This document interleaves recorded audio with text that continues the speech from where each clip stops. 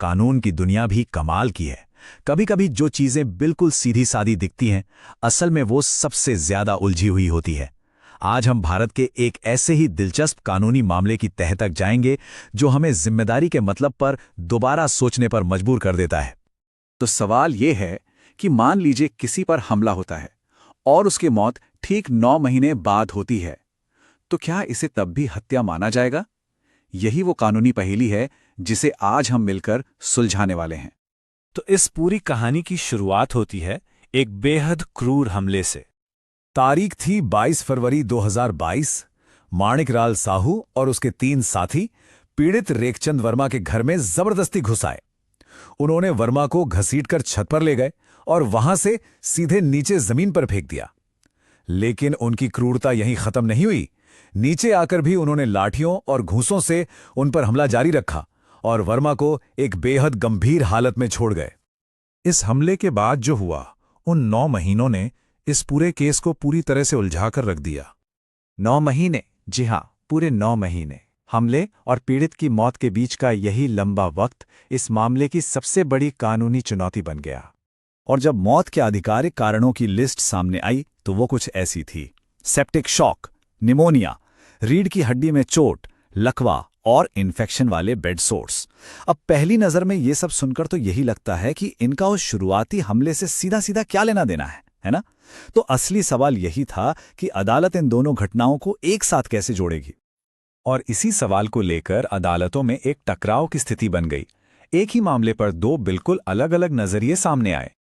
देखिए, सबसे पहले ट्रायल कोर्ट ने इसे साफ साफ हत्या का मामला माना। मतलब आईपीसी की धारा 302 के तहत आजीवन कारावास। लेकिन जब यही केस हाईकोर्ट पहुंचा तो उन्होंने फैसला ही पलट दिया। उन्होंने इसे हत्या नहीं बल्कि हत्या का प्रयास यानी धारा 307 माना और सजा घटाकर सिर्फ 7 साल कर दी। सोचिए, एक ही केस, वही सबूत, पर 2 बिल्कुल अलग नतीजे। तो आखिर हाईकोर्ट ने ऐसा क्यों सोचा? उनका तर्क ये था कि मौत उचित इलाज की कमी के कारण हुई।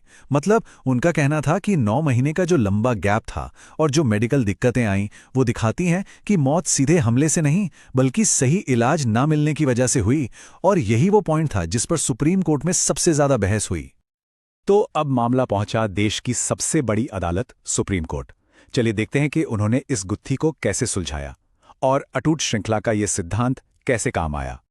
इसे समझने के लिए कानून का एक जरूरी कॉन्सेप्ट समझना होगा, जिसे कहते हैं कॉजेशन या कारण संबंध।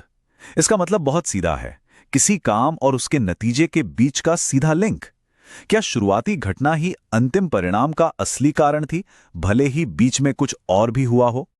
और जानते हैं, इस पूरे मामले की चाबी कहीं और नहीं बल्कि हमारे इंडियन पीनल कोड यानी आईपीसी में ही छिपी थी।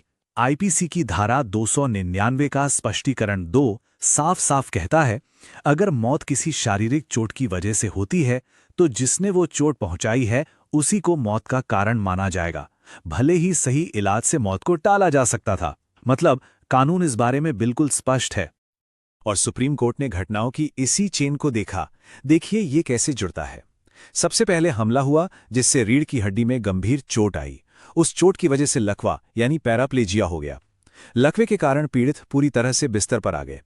लगातार बिस्तर पर रहने से उन्हें इन्फेक्शन वाले बेड सोर्स हो गए और आखिर में उसी इन्फेक्शन ने सेप्टिक शॉक और मल्टी ऑर्गन फेलियर का रूप ले लिया, जिससे उनकी मौत हो गई। ये है वो अटूट श्रृंखला जहां हर कड़ी पिछली कड़ी से सीधे तौर पर जुड़ी है और इस पूरी चेन की शुरुआत हमलावरों के उस एक काम से हुई थी।